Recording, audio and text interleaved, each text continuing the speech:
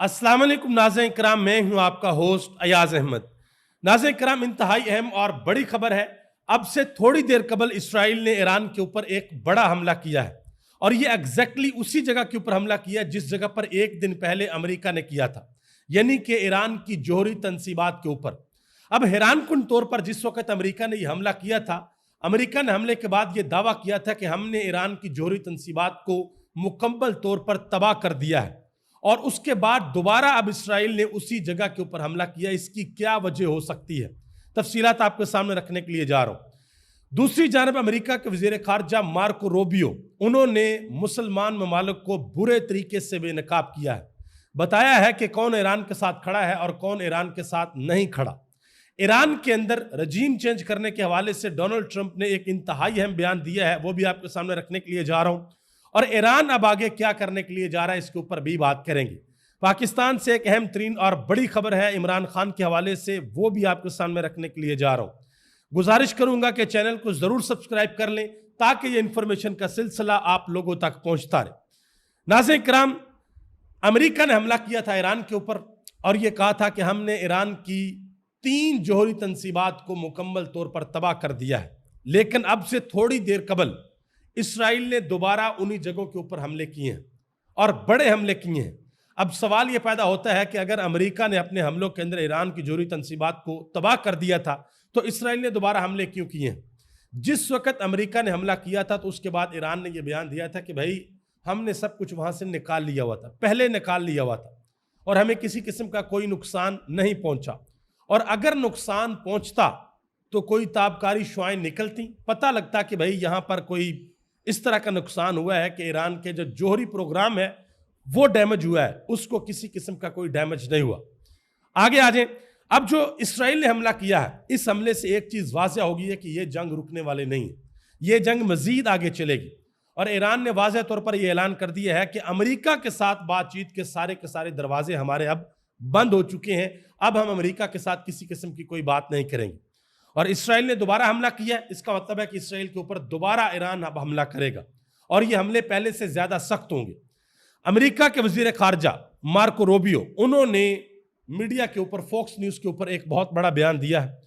उन्होंने कहा जी, जिन जिन ममालिक ने हमारे खिलाफ बयान दिया है, जब हमने ईरान के ऊपर हमला किया और हमारे खिलाफ बयान दिया है, ये पसे पर्दा हमारे साथ मुत्तफिक है, यानी कि पर्दे के पीछे ये हमारे साथ है, हमारी लाइन के ऊपर है। जो हम इनको कहते हैं वो ये मानते हैं, बस ये अपनी आवाम को मुतमिन करने के लिए, अपने पब्लिक रिलेशन को सेटल करने के लिए ये हमारे खिलाफ बयान देते हैं और किसी किस्म की कोई बात नहीं है। इसका मतलब पता क्या है? इसका मतलब ये है कि अमेरिका को पीछे ये कहना कि ठीक है भाई, आप जो मर्जी करें, तुन के रखें ईरान को, हम बस ऊपर ऊपर से बयान देंगे, हम कहेंगे जी हम आपकी मजम्मत करते हैं, ये वो फलां फलां, लेकिन आप करें, हमें किसी किस्म का कोई मसला नहीं। तो ये आप अंदाजा लगा लें कि पूरी उम्मत मुसलमा ईरान के साथ अब वही कर रही है जो किरदार कूफियों ने अदा किया था। बात सारी की सारी किरदार की होती है, चाहे वो इमाम अली मुकाम इमाम हुसैन रज़ी अल्लाह तआला अन्हु का ज़माना हो या फिर आज का ज़माना हो। बात होती है किरदार की कि आपका किरदार क्या है, और पूरी की पूरी उम्मत मुसलमा का आज किरदार क्या है वो मेरे आपके हम सब के सामने को, इक्का दुक्का मुल्क को छोड़ के। आगे आ जाए जी। ईरान के अंदर रजीम चेंज करने के हवाले से डोनाल्ड ट्रंप ने एक इंतहाई अहम बयान दिया है। कहते हैं कि रजीम चेंज की इस्तिलाह इस्तेमाल करना सियासी तौर पर दुरुस्त नहीं है, लेकिन अगर ईरान की मौजूदा हुकूमत अपने मुल्क को दोबारा अजीम नहीं बना पा रही तो रजीम चेंज क्यों नहीं होगी, रजीम चेंज होनी चाहिए।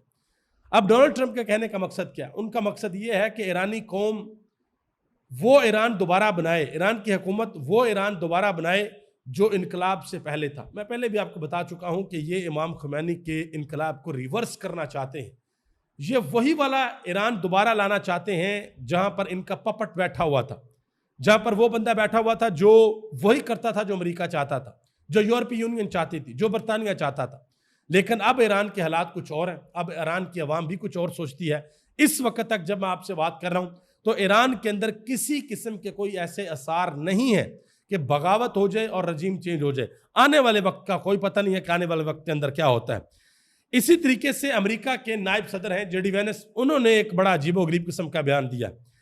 कहते हैं कि अमरीकियों के एहसासात को समझता हूं, जो मशरक़ वस्ता में 25 साल से जारी गैर मुल्की मुदाखलतों से थक चुके हैं, لیکن فرق یہ ہے کہ اس وقت ہمارے جو صدر تھے وہ نالائق تھے، جو اب ہمارا صدر ہے وہ بڑا لائق ہے اور وہ قومی سلامتی کے اہداف کو حاصل کرنا جانتا ہے۔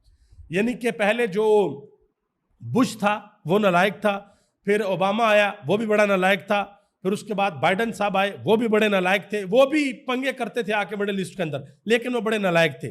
اب پنگا جو ہے وہ ٹرمپ نے بھی کر دیا، لیکن ٹرمپ بڑا لائق، یعنی کہ یہ پتہ نہیں اب کون سے پاپڑ بیچنے کی کوشش کر رہے ہیں امریکہ کی عوام کو۔ امریکہ کی عوام بھی اب احتجاج کرنا شروع ہو گئی ہے، انہوں نے بھی پوچھنا شروع کر دیا کہ بھئی ہم نے تو ووٹ دیا تھا کہ آپ دنیا کے اندر پنگے نہیں کریں گے، لڑائیاں نہیں لڑیں گے، کسی کی جنگ کا حصہ نہیں بنیں گے، تو یہ آپ کیا کر رہے ہیں، یہ آپ کس طرف چل رہے ہیں؟ اور ایران کے اوپر حملہ کرنے سے پہلے امریکہ کی کانگریس سے بھی اجازت نہیں لی ڈونلڈ ٹرمپ نے، اور وہاں پر یہ بات کی جا رہی ہے کہ بھئی یہ کام ڈونلڈ ٹرمپ نے غیر قانونی کیا ہے۔ آگے آ جائیں جی، ایران کے سفیر نے پاکستان کے اندر ایک انتہائی اہم پریس کانفرنس کی ہے، اور اس پریس کانفرنس کے اندر انہوں نے کہا ہے کہ پاکستان کی حکومت نے جو نامزد کیا ہے ڈونلڈ ٹرمپ کو ان کو نوبل انعام دیا جائے، انہوں نے کہا کہ یہ تاریخی طور پر عجیب ہے۔ اب یہ ایران کے سفیر پاکستان کے اندر بیٹھ کر بات کر رہے ہیں۔ ایران کے ایک صحافی ہیں، انہوں نے کہا کہ پاکستان کی عوام جس شدت کے ساتھ ایران کے ساتھ کھڑے ہیں، ایرانی پارلیمنٹ نے بھی پاکستان کی عوام کو اپریشیٹ کیا ہے۔ انہوں نے کہا کہ ٹرمپ کی نوبل انعام کی نامزدگی کے بعد ایرانی عوام پاکستان کی حکومت سے تھوڑا ناراض ضرور ہوئی ہے کہ ٹرمپ کو کیوں نوبل انعام کے لیے نامزد کیا گیا ہے۔ آگے آجائیں، ملیحہ لودھی، انہوں نے کہا کہ ہماری حکومت کو معافی مانگنی چاہیے کہ انہوں نے ٹرمپ جیسے شخص کو امن کے نوبل انعام کے لیے نامزد کیا ہے۔ اس کے علاوہ جماعت اسلامی کے جو لیاقت بلوچ ہیں، انہوں نے کہا کہ وزیر اعظم شہباز شریف امریکی صدر ڈونلڈ ٹرمپ کو نوبل انعام دینے کی سفارش واپس لیں۔ اور اب بہت سے لوگ یہ سوال پوچھ رہے ہیں کہ بھئی یہ پاکستان کی حکومت نے کیوں سفارش کیا، کیوں نامزد کیا ہے، اور 2 دن پہلے نامزد کیا ہے اور اس کے 2 دن بعد انہوں نے ایران کے اوپر حملہ کر دیا۔ اس کے اوپر منیف فاروق نے بھی بات کی ہے اور بتایا ہے کہ پاکستان کی حکومت ڈونلڈ ٹرمپ کے اوپر کیوں مہربان ہوئی۔ کہتے ہیں کہ امن نوبل انعام پر ٹرمپ کی نامزدگی پر حکومت کی بڑی لے دے ہو رہی ہے کہ دیکھیں جی انہوں نے ایسا کیوں کیا ہے۔ انہوں نے کہا جی ایسا نہیں ہے، اس کی وجہ ٹرمپ کا پاکستان اور بھارت کی کشیدگی میں کردار تھا۔ جب ہم نے یہ فیصلہ لیا تو اس وقت ہمارے سامنے صرف یہ چیزیں تھیں، پاکستان اور ہندوستان کی لڑائی۔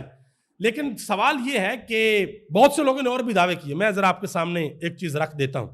یہ جناب محترم ہے ابصار عالم صاحب، وہ کہتے ہیں کہ صدر ٹرمپ بھی یہ سمجھتے ہیں کہ عاصم منیر ایران کے بارے میں ان سے بہت زیادہ جانتے ہیں۔ عاصم منیر نے ٹرمپ کو بتایا ہوگا کہ ایران پر حملہ کرنے کے کیا کیا نقصانات ہو سکتے ہیں، اسی لیے شاید اب صدر ٹرمپ ایران پر حملہ نہیں کریں گے، اور اس کے 2 دن بعد ایران کے اوپر حملہ کر دیا گیا۔